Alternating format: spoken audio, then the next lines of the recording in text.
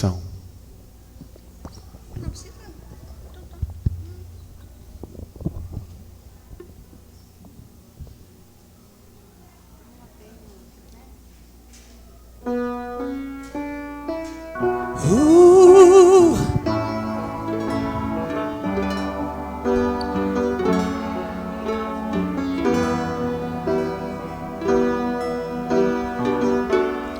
Não consigo ir além do teu olhar.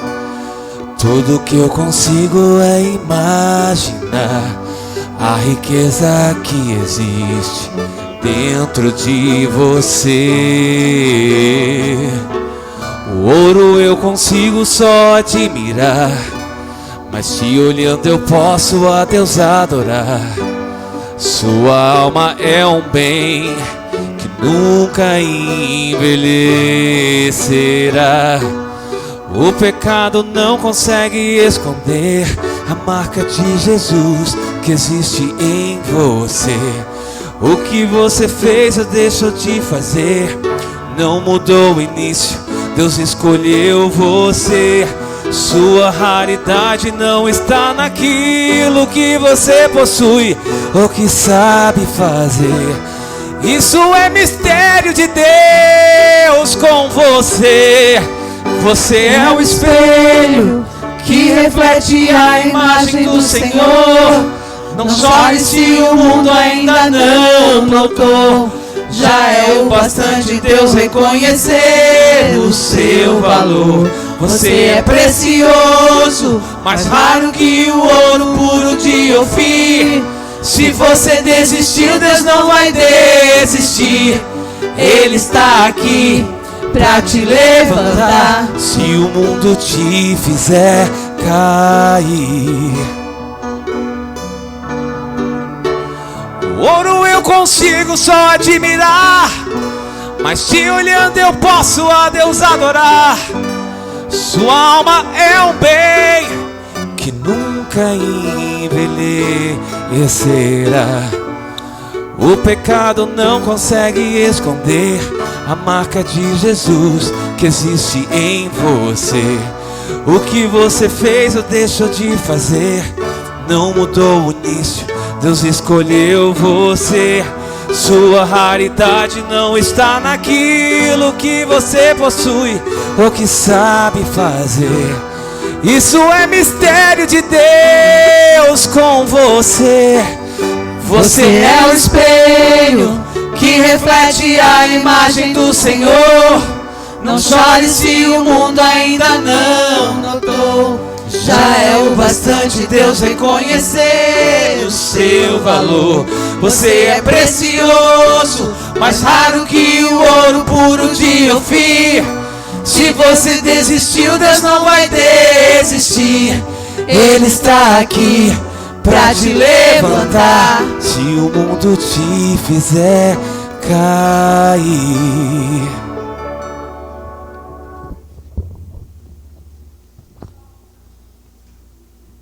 Boa tarde a todos, né? Um bom final de tarde para todos nós. Aí com essa música a gente inicia a nossa palestra de hoje, falando sobre missão, trazendo um gancho da palestra da semana passada, que isso mais fácil fica se estivermos assim, entre amigos, né? Então, para isso eu chamo aqui agora a Andréia, que trouxe para nós esse tema bastante intrigante até, né? Então, é uma pergunta que durante a semana várias pessoas fizeram, conforme as nossas postagens, né? Mas eu não sei qual é a minha missão, para que eu vim aqui, o que eu estou fazendo nesse mundo, né? Então, vamos juntos descobrir, vou começar pelo menos, né?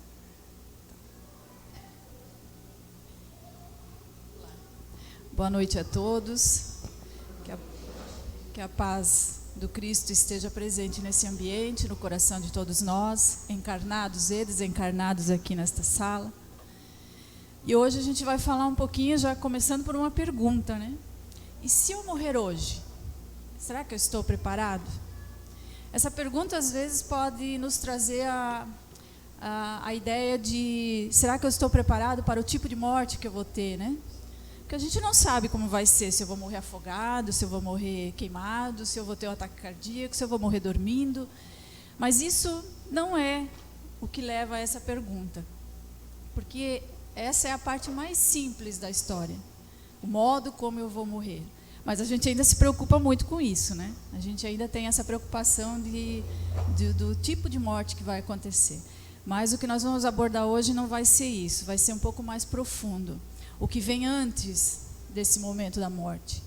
Porque o estar preparado vai muito além do momento. Vai muito antes disso. A gente vai começar desde o momento em que nós chegamos aqui, quando nós somos concebidos, né? O corpo físico é gerado para que a gente chegue aqui.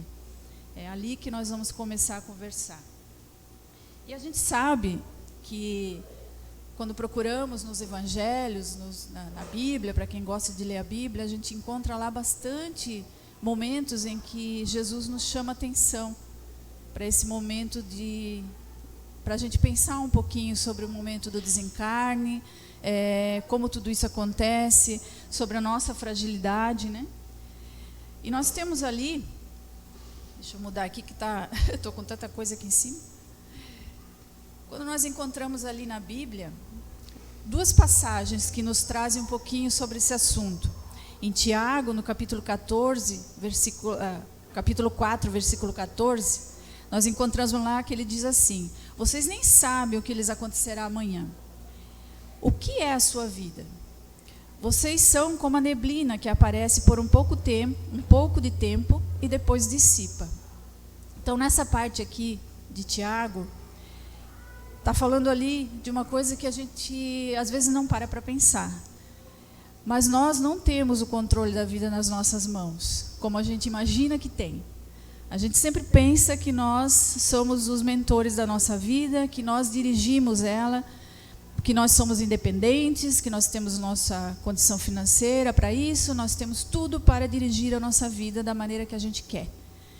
Só que nós não sabemos, não entendemos que a direção da vida em muitos momentos está com Deus. O momento do nosso desencarne, por exemplo, é um deles. Eu posso estar aqui hoje falando com vocês, fazendo uma palestra, conversando um pouquinho, e amanhã pode ser que seja o dia do meu desencarne, e amanhã eu não esteja mais aqui. E aí todos aqueles projetos, todas aquelas, tudo que eu tinha marcado para a semana que vem, né, nem vou falar a longo prazo, mas que eu tinha para a semana que vem, terça-feira vir aqui trabalhar no grupo mediúnico, na quinta vim para os estudos, nada disso mais eu vou fazer. Só que estava nos meus planos vir fazer tudo isso. Só que Deus tinha outro momento para mim. Então, quando a gente pensa nisso, dá até um medinho até, né, de pensar que a gente não está com o controle da vida na mão. Mas é mais ou menos isso que acontece. Então, nós temos que sempre ter em mente de que eu não posso deixar, às vezes, as coisas para amanhã, para quando eu tiver tempo, para quando eu me aposentar, porque pode ser que esse momento não vai chegar. Eu não vou chegar à minha aposentadoria para poder me dedicar, por exemplo, ao estudo mais aprofundado, a vir a um centro espírita, né? Me conectar mais com Deus. Eu não posso deixar isso para amanhã, porque amanhã pode ser que não aconteça, que eu não tenha mais tempo. Então, a gente tem que começar a pensar sobre isso. E também ali em Salmos, no capítulo 90, no item 12, ele fala: ensina-nos a contar os nossos dias para que o nosso coração alcance sabedoria. Nessa parte aqui ele também fala um pouquinho mais sobre, eu até vou passar para frente aqui, ó. É isso, né? Deixa eu passar o meu aqui também. Então, nessas duas partes ali, ele fala da nossa fragilidade e da imprevisibilidade da vida física, né, que é o que eu estava falando até há pouco. E também fala dessa busca de sabedoria, né? No Salmo ali, ele fala sobre o que nós vamos conversar hoje. Que para que a gente esteja lá, naquela pergunta inicial, preparado para o momento de morrer, a gente precisa de sabedoria, a gente precisa buscar conhecimento, buscar entendimento sobre nós mesmos, para que a gente faça uma caminhada produtiva. Essa caminhada seja proveitosa enquanto estamos aqui. Que nós não viemos aqui a passeio, nós não viemos aqui para nos divertir. A gente veio aqui para trabalhar, a gente veio aqui para crescer, para evoluir. E isso que a gente precisa fazer. E quando a gente busca ali também no Evangelho segundo o Espiritismo, para quem gosta de ler o Evangelho ou estudar o Evangelho, né? Temos estudos aqui na casa do Evangelho segundo o Espiritismo, já vou puxar a sardinha para o meu lado, né? Temos estudos aqui em grupo muito bons, para a gente se aprofundar nesses estudos. Mas no Evangelho segundo o Espiritismo a gente também encontra várias passagens que falam sobre isso. E trazem também, ali no capítulo 17 do Evangelho, no capítulo 17, o Evangelho traz também os sede perfeitos, que também fala sobre essa necessidade de mudança de pensamentos, de atitudes, que também faz parte dessa nossa caminhada evolutiva. Os sede perfeitos ali não quer dizer que nós temos que, não no sentido da palavra propriamente ser perfeitos, porque aqui nesse mundo nós não conseguiremos ser perfeitos, nós somos muito imperfeitos ainda, mas nós podemos sim nos melhorar muito essa nossa caminhada. E quando a gente, e voltando lá daí na pergunta que a gente fez ali no início, né? E se eu morrer hoje? Até vou ler aqui o que me passaram aqui. Nesse momento, eu vou pedir para que todos fechem os olhos e cada um feche os olhos e agora vamos supor que você morreu. E você é um amigo seu, um familiar, ou alguma pessoa que o conheceu muito bem durante a vida. E ela vai escrever a tua história. Você vai supor que durante essa sua vida você realizou o melhor das suas aspirações, teve várias realizações, isso não só no campo material, mas no campo também emocional, espiritual. E esse seu amigo vai então contar a sua história, como se estivesse fazendo a sua biografia. Ele vai contar a sua história, ele vai começar escrevendo assim: ontem morreu fulano de tal, durante a vida ele fez isso, aquilo. Vocês conseguem imaginar como seria essa história de vida de vocês? E o mais estranho, agora podem abrir os olhos. Já deu para mais ou menos ter uma ideia de a gente pensar um pouquinho sobre isso, né? E o mais estranho de tudo isso é que a gente, talvez só agora, nesse momento que estamos falando sobre isso, que a gente parou para pensar sobre como está sendo a nossa caminhada aqui na Terra. O que eu estou fazendo? Será que eu estou fazendo as coisas que deveriam ser feitas? Será que eu estou caminhando acertadamente? Será que eu vou me orgulhar de mim mesmo quando eu chegar no plano espiritual e me colocar aquele telão mostrando, como é que foi a tua existência? Fez isso. Ou você vai morrer de vergonha? Vai chorar desesperadamente porque você não fez tudo que tinha que ser feito. É um momento da gente pensar sobre isso, né? Opa, voltei lá, não. Então, nós precisamos pensar um pouquinho sobre esse assunto. Precisamos pensar nos pontos importantes para essa nossa caminhada evolutiva. Porque para chegarmos bem no plano espiritual, nós precisamos caminhar bem aqui. Tudo é uma conexão, né? Tudo faz parte. Então, nós temos que para nós termos aqui, como eu coloquei, o passaporte feliz para a volta à casa espiritual, para a vida espiritual, nós temos sim que fazer a nossa caminhada. Muito bem feita aqui. Então, nós vamos iniciar essa jornada entendendo qual é o sentido da nossa vida física. Por que eu estou aqui? Será que eu fui jogada ao léu ali? Deus disse, vai, te vira, faz lá o que tu quiser e depois tu volta. Acho que não foi assim. A gente sabe que no plano espiritual há um plano reencarnatório antes de nós virmos. É tudo muito organizado lá. E eles fazem um plano reencarnatório para cada um de nós, individualmente. Nesse plano reencarnatório é colocado lá o local que eu devo vir reencarnado, que vai ser o melhor para meu trabalho de evolução, para que eu possa resgatar meus débitos aí do passado. Então é escolhido o local certo, a família certa, o corpo físico certo que eu preciso para essa caminhada correr bem. Alguns pontos principais da nossa existência já são pré-definidos lá. Não tudo, mas alguns pontos principais sim. Claro que quando nós chegamos aqui, o livre-arbítrio é respeitado, né? e nós chegamos aqui, às vezes mudamos um pouco a rota traçada. Aí é que a gente se complica. Mas uma rota foi feita para a gente. E a gente vem, todo faceiro para cá. Esquecimento do passado. E aí aqui a gente começa essa caminhada na carne, que é bem difícil. Somos arrastados, né, pelas imperfeições que já trouxemos de outras existências, que atrapalham bastante, se a gente não conseguir trabalhar isso. Só que nós vamos começar essa caminhada aí desse sentido da vida. Nós vamos começar caminhando desde lá do nosso ventre, quando a gente foi, quando foi concebido ali, quando foi dado ali agora, naquela mãe ali, aquela mulher lá vai elaborar o teu corpo físico, né? Porque nós fazemos corpos aqui, né? O espírito já vem pronto, nós já estamos prontos. Mas nós precisamos do nosso corpo físico para poder estar aqui, a nossa armadura aqui na carne. E esse corpo físico, ele vai ter que ser elaborado por alguém.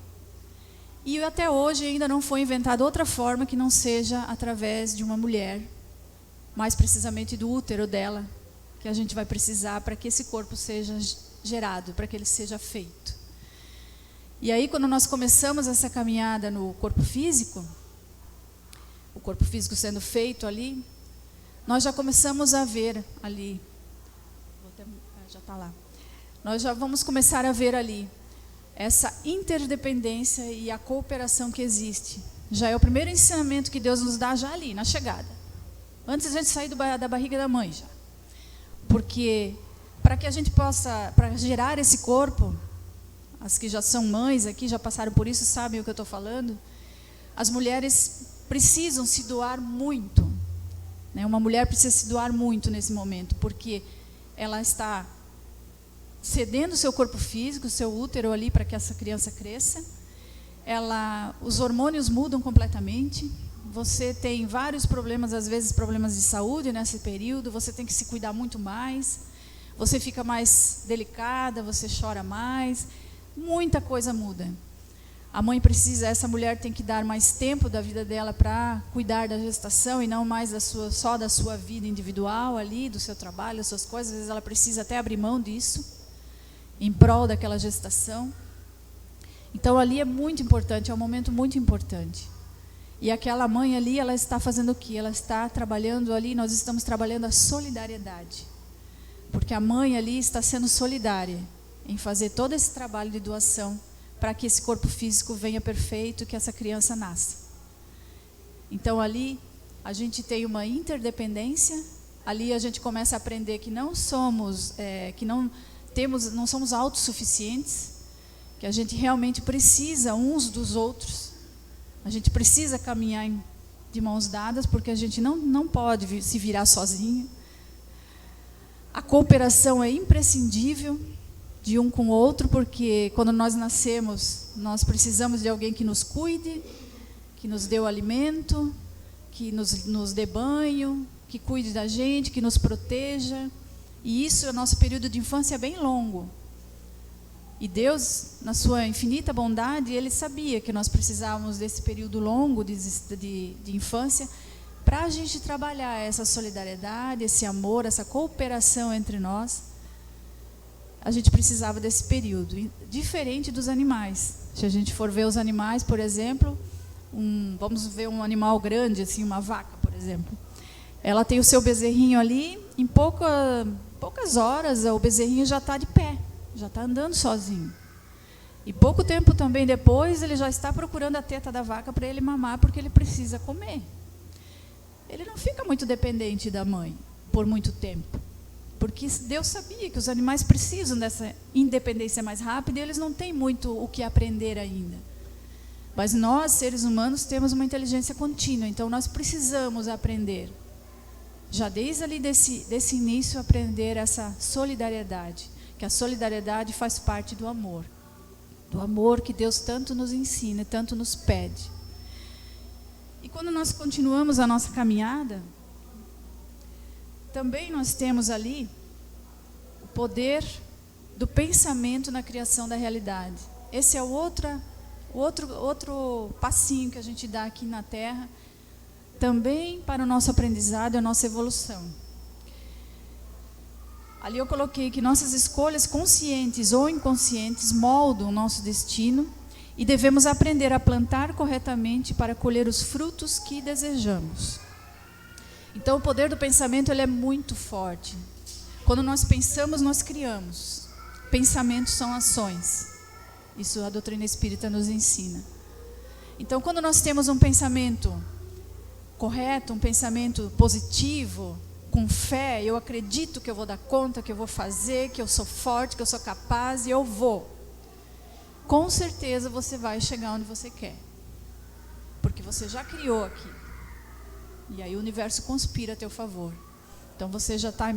O primeiro passo para a tua conquista é confiar, é acreditar. E isso é o poder da mente. Se você também pensa negativamente, pensa que você não dá conta de nada, que você não vai longe, que você não vai conseguir, também com certeza não vai conseguir. Você não vai sair do lugar. Então a mente ela é muito poderosa. E com a mente ali, como eu coloquei ali, nós temos que aprender a plantar para colher bons frutos. Então, através às vezes das nossas ideias, da nossa maneira de pensar, nós vamos criar um mundo, um inferno para a nossa vida. As crianças estão barulhentas lá hoje. Nós vamos criar um inferno para a nossa vida ou criar um céu. Se eu quero uma vida tranquila, se eu não gosto de brigas, eu quero viver em paz, eu vou ter que criar isso na minha mente. Eu vou ter que começar a olhar as pessoas com outros olhos, eu vou ter que ter mais empatia, eu vou ter que ter mais tranquilidade para lidar com as situações. Aí eu vou criar um céu para mim. Eu vou criar uma vida muito tranquila. Agora, se eu sou uma pessoa briguenta, que está sempre negativa, que tudo é motivo para eu brigar com alguém, para eu chamar atenção, eu vou criar um inferno para mim. Porque a minha vida vai ser realmente um inferno. Porque eu vou estar sempre com o meu padrão vibracional lá embaixo. Sendo alvo fácil de espíritos inferiores e aí para frente, né? Então, realmente, a gente tem que pensar sobre isso também. Sobre mudar o nosso padrão de pensamento. Outra coisa também que nos ajuda muito nessa caminhada para que a gente evolua espiritualmente é a renovação. Os seres humanos precisam aprender a se renovar, tanto no plano mental, emocional e espiritual. A renovação é constante, a gente sabe disso. O nosso planeta está sempre se renovando, as nossas cidades estão se renovando. Quem é aqui de Jaraguá, que nasceu aqui, que mora muitos anos aqui, sabe o quanto se renovou a nossa cidade, quantos prédios antigos estão sendo demolidos, que a gente tem as lembranças lá de infância, de ver aqueles prédios e agora eles não estão mais ali. Mas na nossa lembrança eles continuam, mas eles precisavam que eles saíssem para que novas coisas acontecessem, é a renovação. E a mesma renovação tem que acontecer com a gente também. A gente precisa se renovar, a gente precisa crescer. Eu não posso ficar sempre nesse marasmo de achar que tudo que eu estou fazendo, por mais errado que seja, eu sou aquela pessoa que diz assim, eu sou assim, eu não vou mudar. Realmente, lastimamos muito por aqueles que pensam assim. Porque a gente pode sim mudar. Sempre quando eu penso em renovação, eu tenho uma ideia, me vem uma imagem na cabeça de uma rua, uma bifurcação. Onde a gente está aqui na ponta e a rua vai para lá e para cá. Aqui nessa rua que vai para cá, ela tem uma plaquinha bem pequenininha, assim, que diz assim, para cá. Uma flechinha, assim. Mas aí eu olho para outra rua cheia de luzes, muito iluminado, muito... E eu fico curiosa, eu quero ir para essa aqui parece que é bem mais interessante. E eu começo a caminhar por essa. E vou. No início ela é bem legal, é bem tudo iluminado, muita gente animada, é tudo muito, muito bom. E eu vou andando, eu vou indo. Chega a metade do caminho, eu já estou sentindo dor no meu pé. Já estou achando que meu pé está doendo muito. Aí eu olho, tem pedras aqui. Nem tinha percebido. Mas eu vou continuar, ainda dá para aguentar, eu vou. E continuo andando. Chega um ponto que eu estou com os meus pés sangrando já. Muita dor, muita dor. E aí eu paro. Eu olho para o meu pé, vejo meus pés sangrando e doendo demais e digo, não, eu não aguento mais. Não dá mais para continuar. Eu vou ter que parar. Eu tenho que mudar. Esse caminho aqui está cada vez ficando pior e eu não posso continuar indo para frente. Eu não estou chegando a lugar nenhum e só estou me machucando. Nesse momento que eu resolvo virar e voltar, é o momento da renovação. É o momento em que realmente eu vou mudar o rumo da minha vida. E nesse momento em que eu faço essa mudança, né, que eu viro para o outro lado, há uma festa no céu. Porque Deus fica extremamente contente quando um filho pródigo volta para casa. Quando um filho dele percebe que está no caminho errado e volta. Porque Deus é extremamente bom e misericordioso, e Ele nos dá o livre-arbítrio e Ele permite, né? Porque às vezes as pessoas perguntam, mas por que Ele deixou eu ir para lá? Ele fez uma plaquinha ali para ti, você que não quis. Livre-arbítrio é respeitado. Ele deixou você ir, porque Ele sabe que você volta. Em algum momento você vai voltar. Isso é fato. É que nem a gente quando tem os filhos pequenos, a gente sabe que a gente fala, não bota a mão ali na tomada que você vai levar um choque, ele vai lá de novo. Não põe a mão na tomada, vai levar um choque, ele vai lá de novo. Até que chega uma hora que ele põe o dedão lá e leva um choque. O que ele faz? Volta chorando, correndo para o colo da mãe. E ela abraça e acolhe. Deus faz a mesma coisa. Quando eu voltar, Ele vai me abraçar e me acolher, como um pai amoroso que Ele é. Então, nesse momento, eu volto nessa caminhada até o ponto de partida. Eu não vou voltar e pular para lá já, né? Eu tenho que voltar, tenho que fazer todo o caminho de volta. Ainda com o pé machucado. E vai doer. Essa volta vai doer bastante, até eu chegar ao ponto de partida, porque eu estou com o meu pé machucado já. E essa volta é as várias reencarnações que a gente vem voltando e vem aprendendo, vem sofrendo, porque caminhou errado. Aí quando chegamos no ponto de partida, daí sim, aí vamos para o caminho certo. Quando nós entramos no caminho certo mesmo, ali nós evoluímos. Ali nós estamos chegando ao ponto que Deus espera de nós. Estamos acertando o passo. Então a renovação realmente ela é necessária. E o Espiritismo, ele nos esclarece, né, que o nosso maior objetivo da vida, para nós chegarmos bem no plano espiritual depois, é o aperfeiçoamento espiritual. Nós somos senhores do próprio destino, do plantio à colheita. E isso é aquilo que eu acabei de falar. Temos ali, claro, o momento de ir para casa, e tudo isso é com Deus.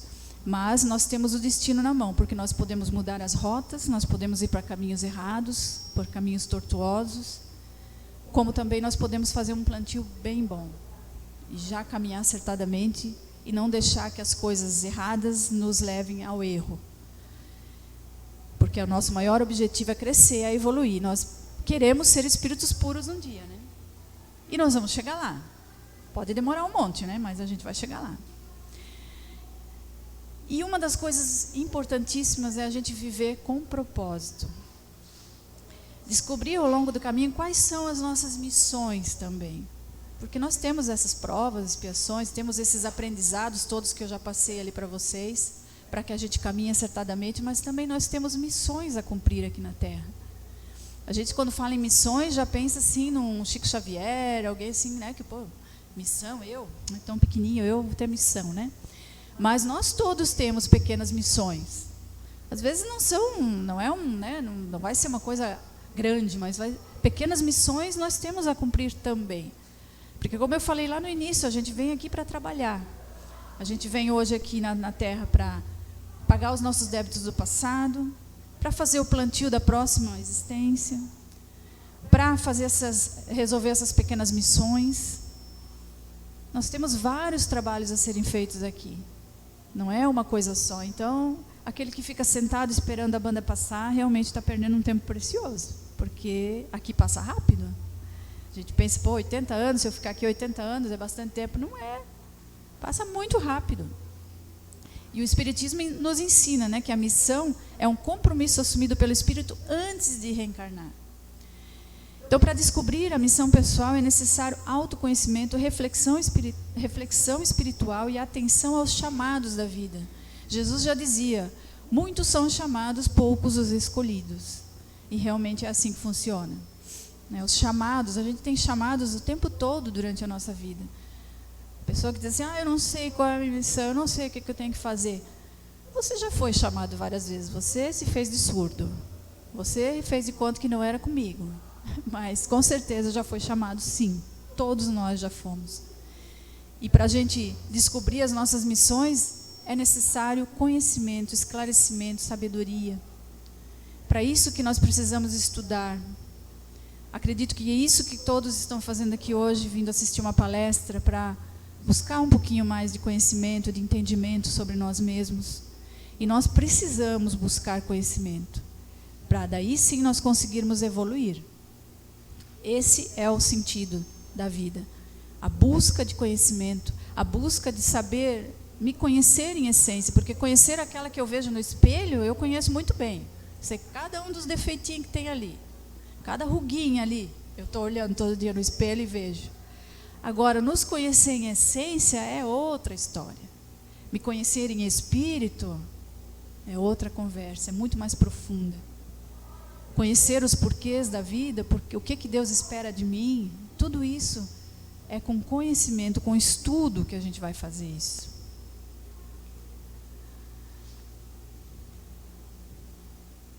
E aqui, quando a gente fala das missões, a gente já pensa naquela parábola dos talentos narrada por Jesus. Jesus, nas suas parábolas, suas pequenas histórias que ele contava quando estava encarnado, traziam conhecimentos, ensinamentos profundos.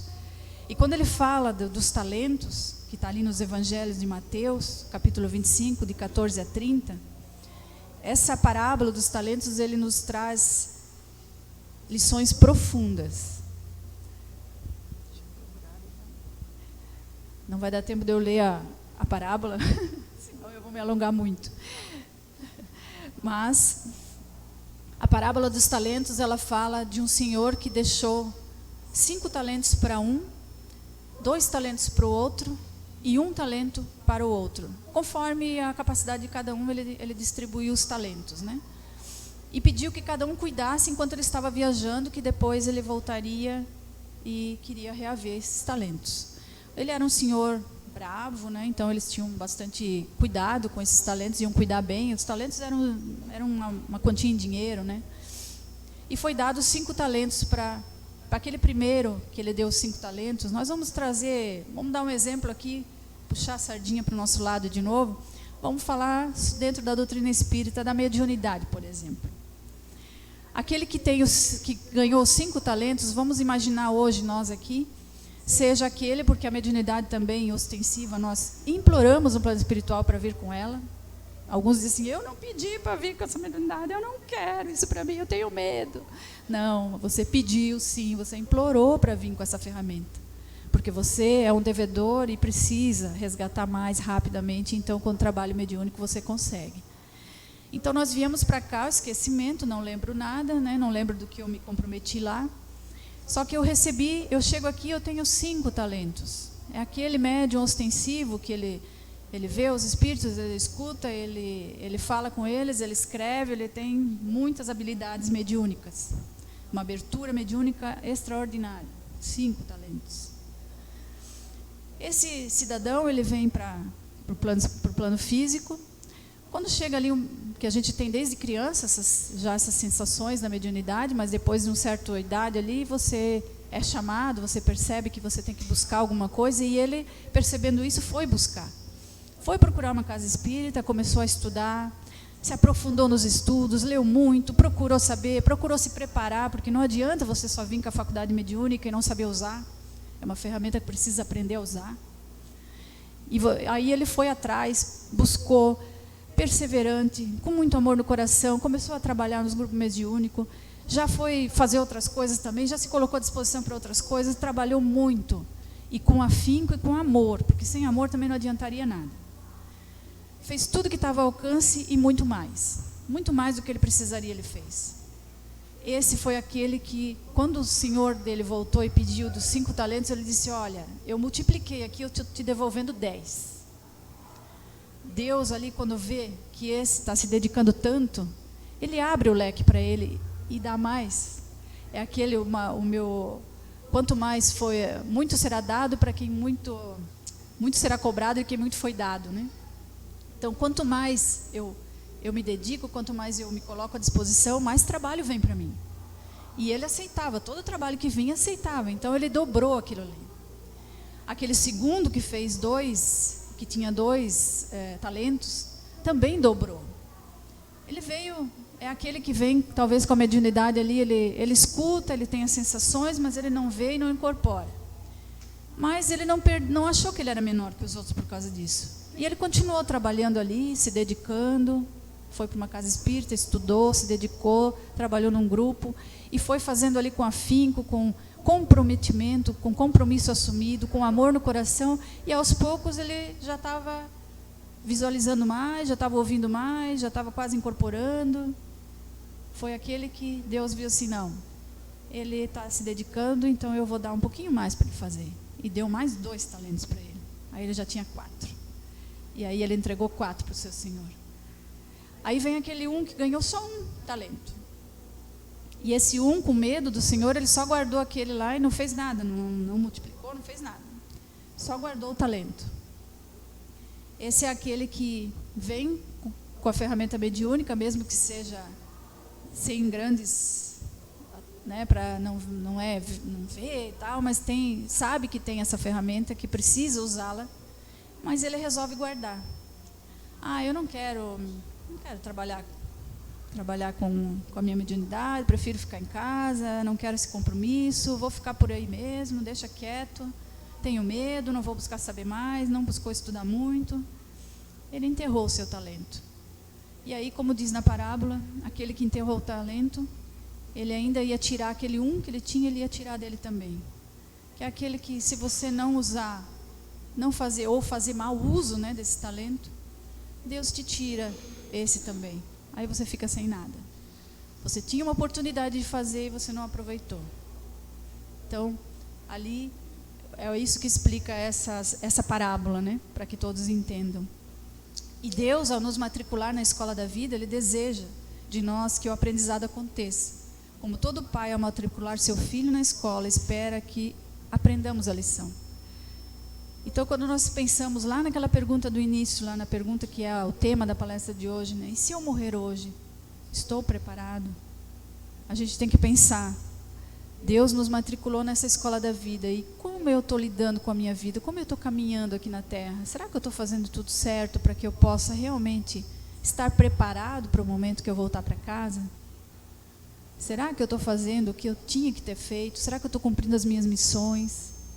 Será que eu estou conseguindo resgatar meus débitos do passado? Porque os débitos do passado também não preciso resgatar tudo com dor. Eu posso resgatar pelo amor também, que é bem mais leve. Então, para a gente refletir hoje sobre isso, né?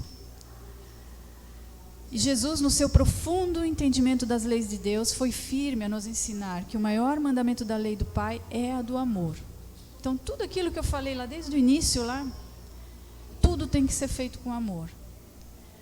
O maior aprendizado que a gente tem durante a nossa caminhada aqui na carne é saber amar. Amar o seu próximo, amar a si mesmo, principalmente, né? Porque se eu não me amar, eu não consigo amar ninguém. Isso é muito importante. Conseguir ter empatia, conseguir olhar o outro como um irmão meu em Cristo e não um inimigo. Por mais que a gente às vezes esteja junto a inimigos do passado, né? Mas tentar trabalhar isso, tentar trabalhar o perdão, o amor ao próximo. E ali eu coloquei também que assim podemos entender que quando matriculados na escola da vida, na escola que Deus nos oferece, Ele espera de nós uma única lição: aprender a amar. A vida em sua essência é um presente divino que deve ser valorizado e vivido com sabedoria. A vida é um presente, é uma dádiva que nós ganhamos. E a gente ainda reclama um monte da nossa vida. Porque eu não aguento mais, porque a minha vida é muito chata, porque eu só tenho problema, porque eu não consigo resolver. A gente só reclama e nós só deveríamos agradecer.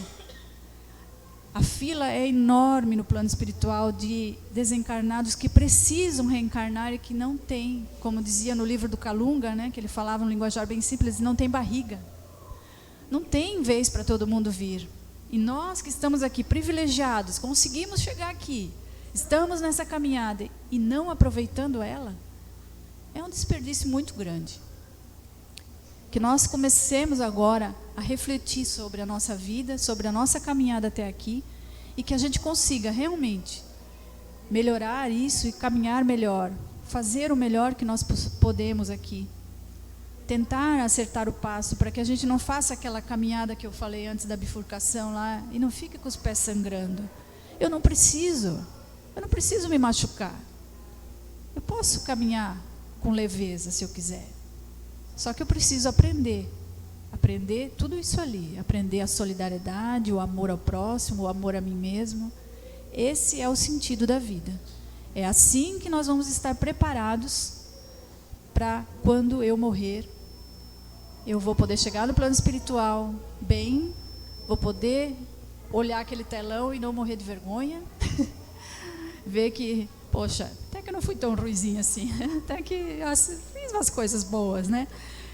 A gente tem essa possibilidade.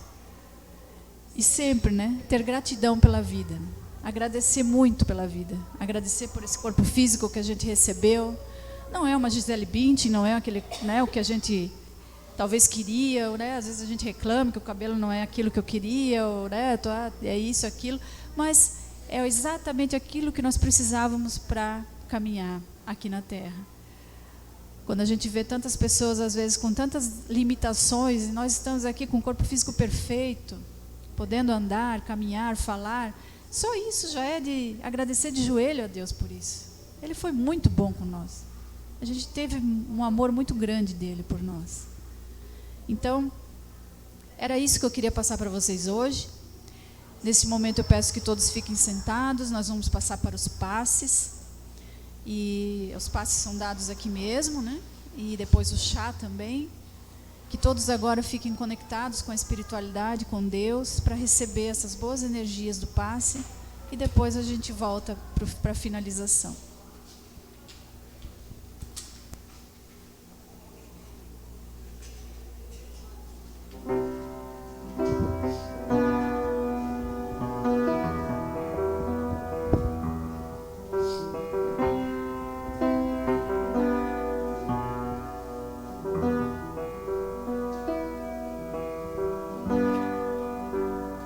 Como Zaqueu,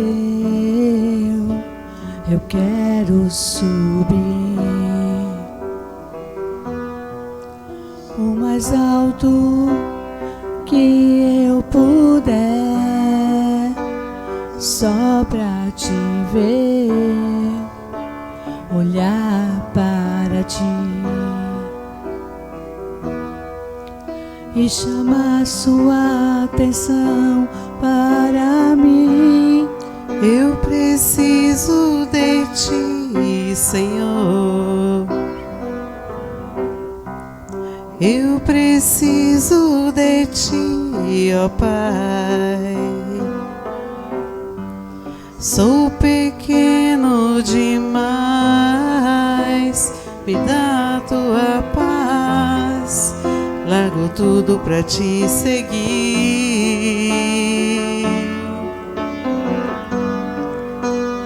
Entra na minha casa, entra na minha vida, mexe com minha estrutura, sara todas as feridas, me ensina a ter santidade.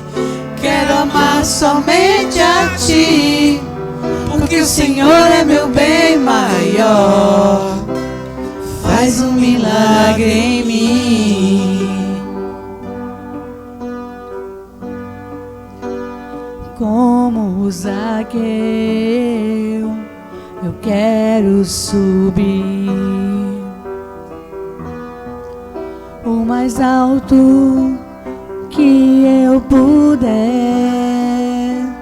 só pra te ver, olhar para ti e chamar sua atenção para mim. Eu preciso de ti, Senhor. Eu preciso de ti, ó Pai. Sou pequeno demais, me dá a tua paz. Largo tudo pra te seguir.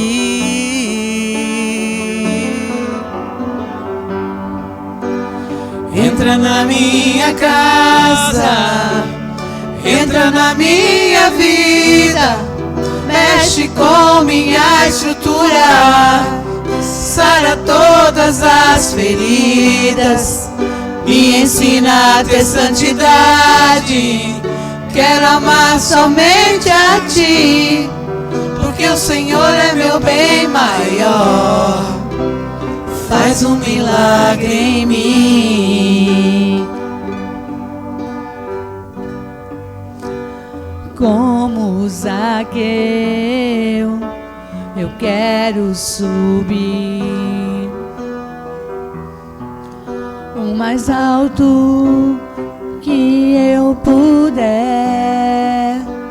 só pra te ver, olhar para ti e chamar sua atenção para mim. Eu preciso de ti, Senhor. Eu preciso de ti, ó Pai. Sou pequeno demais, me dá a tua paz. Largo tudo pra te seguir.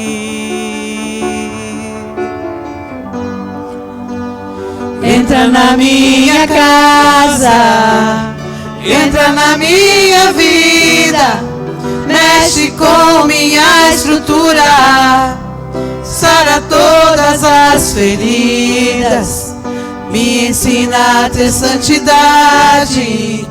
Quero amar somente a ti, porque o Senhor é meu bem maior. Faz um milagre em mim. Como Zaqueu, eu quero subir o mais alto que eu puder, só pra te ver, olhar para ti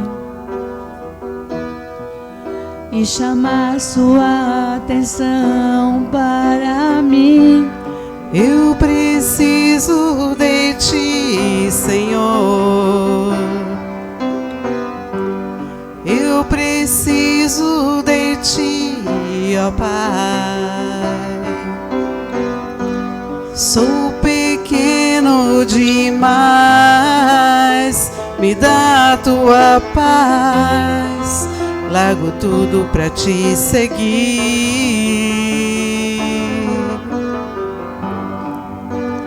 Entra na minha casa, entra na minha vida, mexe com minha estrutura, sara todas as feridas, me ensina a ter santidade. Quero amar somente a ti, porque o Senhor é meu bem maior. Faz um milagre em mim. Entra na minha casa, entra na minha vida, mexe com minha estrutura, sara todas as feridas, me ensina a ter santidade. Quero amar somente a ti, porque o Senhor é meu bem maior. Faz um milagre em mim.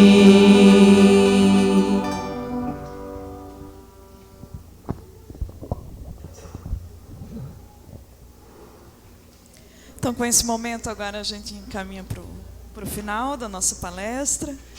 Mais um pouquinho da compreensão do que a gente veio fazer aqui hoje. Ficam os convites para os nossos estudos nas quintas-feiras, as nossas palestras agora aos domingos, as crianças também, que eu por incrível que pareça, eles estavam tendo o mesmo conteúdo que nós aqui. Conversem em casa sobre esse assunto. E agradecer mais uma vez a presença de todos. Agora a gente encaminha para a oração final. Espero que todos tenham uma ótima semana. E nos vemos na semana que vem.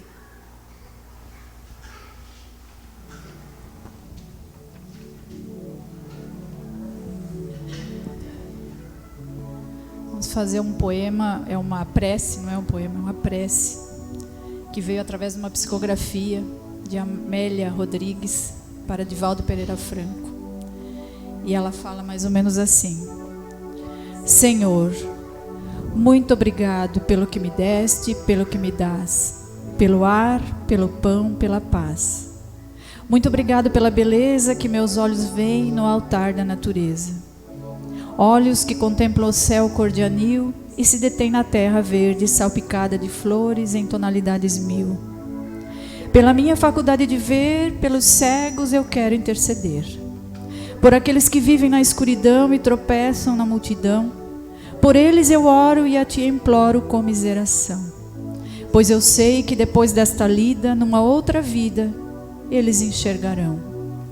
Senhor, muito obrigado pelos ouvidos meus, ouvidos que ouvem o tamborilar da chuva no telheiro, a melodia do vento nos ramos do salgueiro, a dor e as lágrimas que escorrem no rosto do mundo inteiro.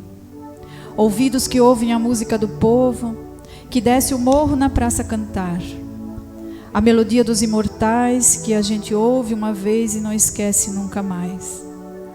Diante da minha capacidade de ouvir, pelos surdos eu quero te pedir, pois eu sei que depois desta dor no teu reino de amor, eles voltarão a ouvir. Muito obrigado, Senhor, pela minha voz, mas também pela voz que canta, que ensina, que consola, pela voz que com emoção profere uma sentida oração. Pela minha capacidade de falar, pelos mudos eu te quero rogar, pois eu sei que depois desta dor, em teu reino de amor, eles também cantarão. Muito obrigado, Senhor, pelas minhas mãos, mas também pelas mãos que aram, que semeiam, que agasalham, mãos de caridade, de solidariedade, mãos que apertam mãos, mãos de poesias, de cirurgias, de sinfonias, de psicografias, mãos que numa noite fria cuida ou lava louça numa pia, mãos que à beira de uma sepultura abraça alguém com ternura num momento de amargura, mãos que no seio agasalham o filho de um corpo alheio sem receio, e meus pés que me levam a caminhar sem reclamar, porque eu vejo na terra amputados, deformados, aleijados, e eu posso bailar. Por eles eu oro e a ti imploro, porque sei que depois desta expiação, numa outra situação, eles também bailarão. Por fim, Senhor, muito obrigado pelo meu lar, pois é tão maravilhoso ter um lar. Não importa se esse lar é uma mansão, um ninho, uma casa no caminho, um bangalô, seja lá o que for. O importante é que dentro dele exista a presença da harmonia do amor. Amor de mãe, de pai, de irmão, de uma companheira, de alguém que nos dê a mão, nem que seja a presença de um cão, porque é tão doloroso viver na solidão. Mas se eu ninguém tiver, nem um teto para me agasalhar, uma cama para eu deitar, um ombro para eu chorar, ou alguém para desabafar, não reclamarei, não lastimarei, nem blasfemarei, porque eu tenho a ti. Então, muito obrigado porque eu nasci, e pelo teu amor, teu sacrifício, tua paixão por nós. Obrigada, Senhor. Pai nosso, que estais nos céus, Santificado seja o vosso nome. Venha a nós o vosso reino. Seja feita a vossa vontade, assim na terra como nos céus. O pão nosso de cada dia nos dai hoje. Perdoai, Senhor, as nossas ofensas, assim como nós perdoamos a quem nos tem ofendido. E não nos deixeis cair em tentações, mas livrai-nos de todos os males. Que assim seja.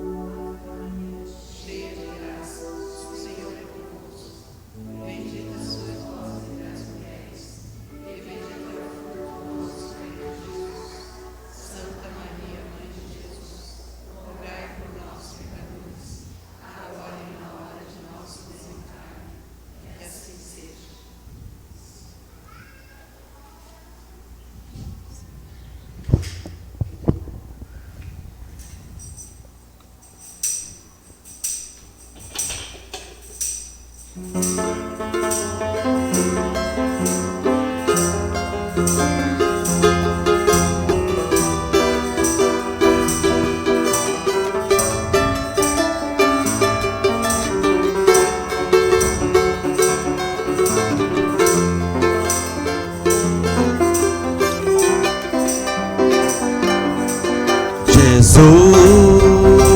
meu coração te buscar.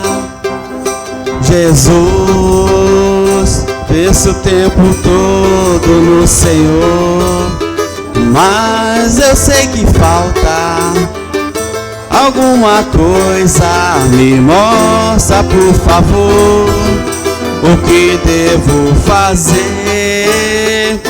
Sem tua presença não posso prosseguir. Tu és a direção, princípio e o fim.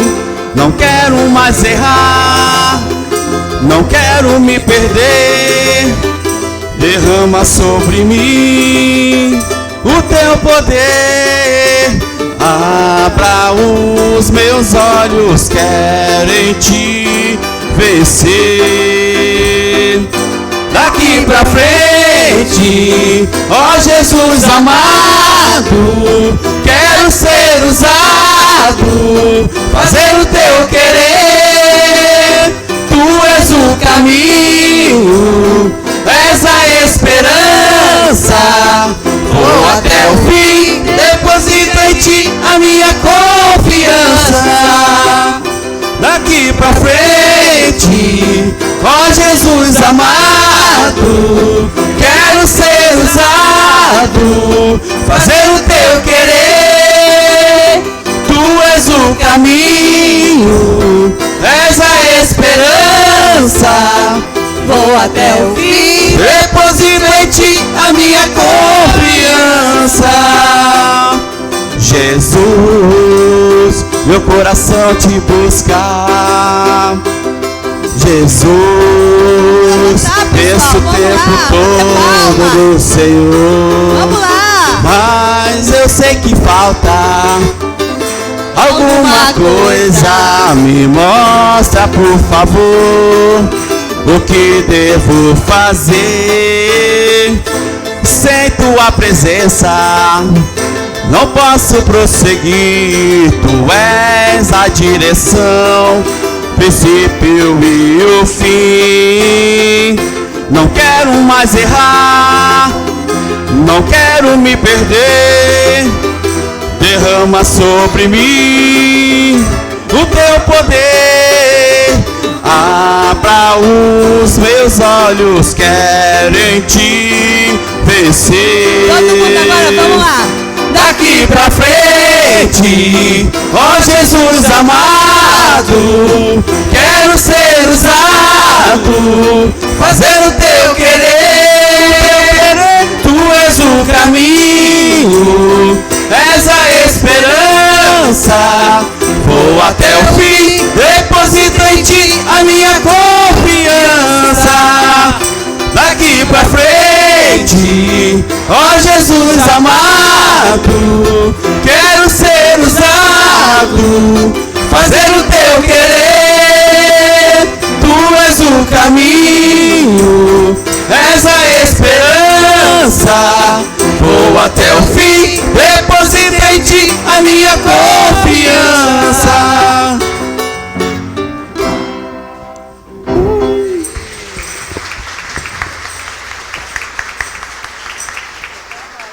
Hã?